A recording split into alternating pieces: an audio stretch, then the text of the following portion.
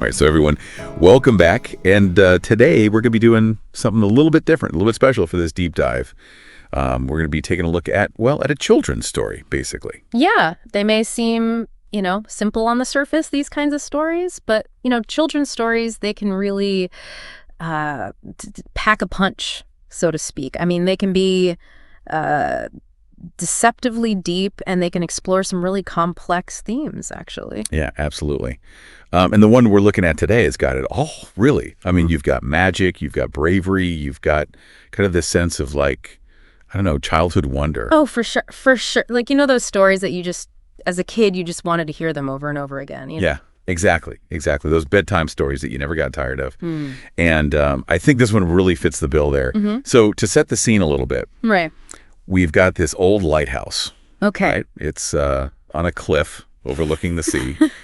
And inside lives this little girl, Sophia, with her grandfather, who's the lighthouse keeper. Now, that's a classic setup right there when you say, you've got the lighthouse, which is often, seen as this symbol of guidance and safety. Right. But it's also isolated, So it's kind of perfect for a story about, self-discovery and adventure. Absolutely. And adventure is definitely what Sophia finds. So one day she's exploring these caves near the lighthouse, and she comes across this hidden cave. Oh.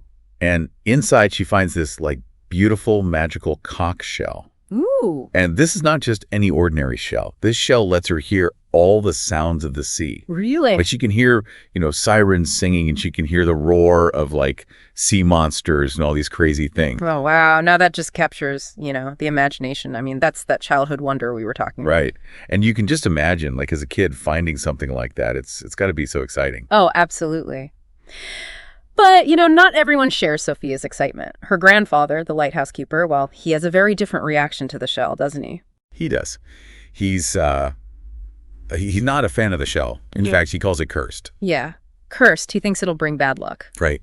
And I think that's where we start to see this really interesting dynamic between, Sophia, who's so drawn to the magic of this shell, and her grandfather, who's kind of held back by this superstition and fear. Yeah. It really makes you think, what happened to him? What experiences in his life made him so afraid of this magical object? Right. And I guess we'll never really know, will we? Maybe not, but it definitely adds to the mystery. Oh, absolutely. And speaking of mystery, things get even more interesting one night during a storm. Oh. So picture this. The wind's howling, the rain's beating against the lighthouse, and Sophia, she's awakened by this mournful sound coming from the lighthouse tower. Oh, spooky. What is it? It's a ghost. A ghost in the lighthouse. A ghost in the lighthouse. And not just any ghost. I mean, this is described as this woman in white with long black hair, kind of, that classic ghost story image. Yeah, the classic ghost sends shivers down your spine, doesn't it? Oh, totally. But here's the thing.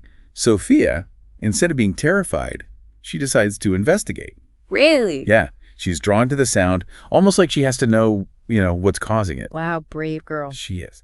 And so she goes up to the tower and, she uses the conch shell to try and communicate with the ghost. No way. The conch shell that her grandfather was so afraid of. Yeah.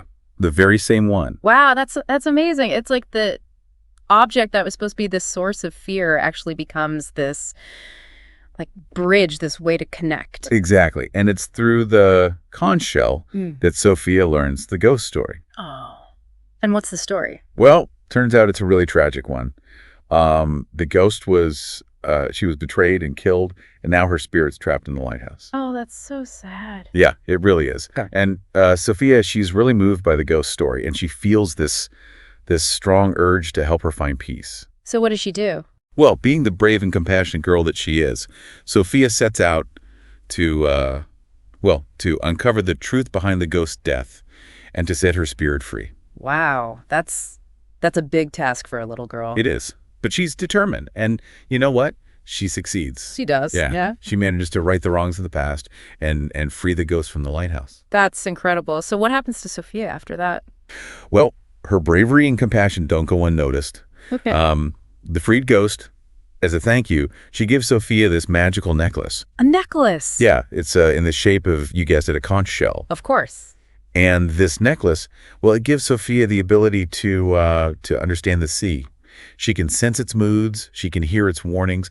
It's like she's become a protector of the sea, a guardian of all the creatures that live in it. Wow.